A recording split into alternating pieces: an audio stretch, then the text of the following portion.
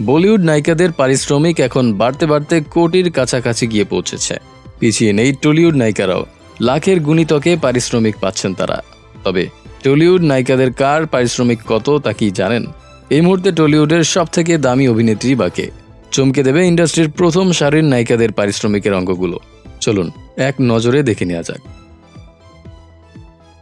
রাইমা সেন। বাংলা সিনেমার অন্যতম একজন জনপ্রিয় অভিনেত্রী হলেন রাইমা সেন। মহানায়িকা সুচিত্রা সেনের নাতনি। তার অভিনয় গুণে দর্শকদের মন জয় করে নিয়েছেন। সেই সঙ্গে হয়ে উঠেছেন টলিউডের প্রথম সারির নায়িকা। যদিও ইদানিং তাকে খুব বেশি ছবিতে দেখা যাচ্ছে না। তার সিনেমা পিছু পারিশ্রমিক 7 লক্ষ টাকা। পায়েল সরকার। আই লাভ ইউ ছবি দিয়ে দেবের সঙ্গে ইন্ডাস্ট্রিতে পা রেখেছিলেন পায়েল সরকার। প্রথম ছবি থেকেই ব্যাপক প্রশংসা পেয়েছেন পায়েল। বাণিজ্যিক ছবির পাশাপাশি তিনি সব ধরনের ছবিতে নিজের অভিনয় দক্ষতার প্রমাণ রেখেছেন। তার পারিশ্রমিক 12 লক্ষ টাকা। পাওলি দাম। পাওলি শুধু টলিউড নয়, বলিউডের একজন নামী অভিনেত্রী।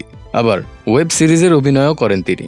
এই বাঙালি নায়িকা জাতীয় স্তরে প্রচুর সম্মান পান তার অভিনয়ের জন্য। তিনি সিনেমা পিছু 15 লক্ষ টাকা পারিশ্রমিক নেন। ঋতুপর্ণা সেনগুপ্ত। 90 দশকের সেরা অভিনেত্রী ঋতুপর্ণা সেনগুপ্তর পারিশ্রমিক যে বেশি হবে তা বলাই বাহুল্য। দীর্ঘ প্রায় 3 শতক ধরে ইন্ডাস্ট্রিতে দাপটের সঙ্গে কাজ করছেন তিনি। দিনে দিনে বেড়েছে তার চাহিদা। এখন ছবির পরিমাণ কিছুটা কমেছে বটে, তবে পারিশ্রমিক হিসেবে ঋতুপর্ণা 15 লক্ষ টাকা চার্জ করেন। সায়ন্তিকা ব্যানার্জি।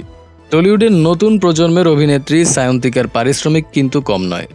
যদিও খুব কম ছবিতেই এখন অভিনয় করছেন সায়ন্তিকা, তবে বাণিজ্যিক ছবিতে তার বাজারে দর বেশ ভালো। তিনি 14 লক্ষ টাকা পারিশ্রমিক পান। নুসরাত জাহান। শাসক দলের সাংসদ হওয়ার পাশাপাশি টলিউডের প্রথম সারির অভিনেত্রী হলেন নুসরাত জাহান। তিনি বর্তমানে তার স্বামীর যশ দাশগুপ্ত ও ঋতুপর্ণা সেনগুপ্তর সঙ্গে একটি ছবির কাজ নিয়ে ব্যস্ত। নুসরাত সিনেমা করার জন্য 20 লক্ষ টাকা নিয়ে থাকেন। মিমি চক্রবর্তী।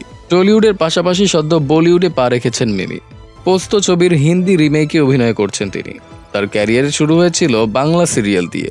এখন তিনি টলিউডের প্রথম সারির নায়িকা। তার পারিশ্রমিক এখন 22 লক্ষ টাকা। শ্রাবন্তী চ্যাটার্জি। পারিশ্রমিকের বিচারে শ্রাবন্তী চ্যাটার্জিও কিন্তু কম নয়।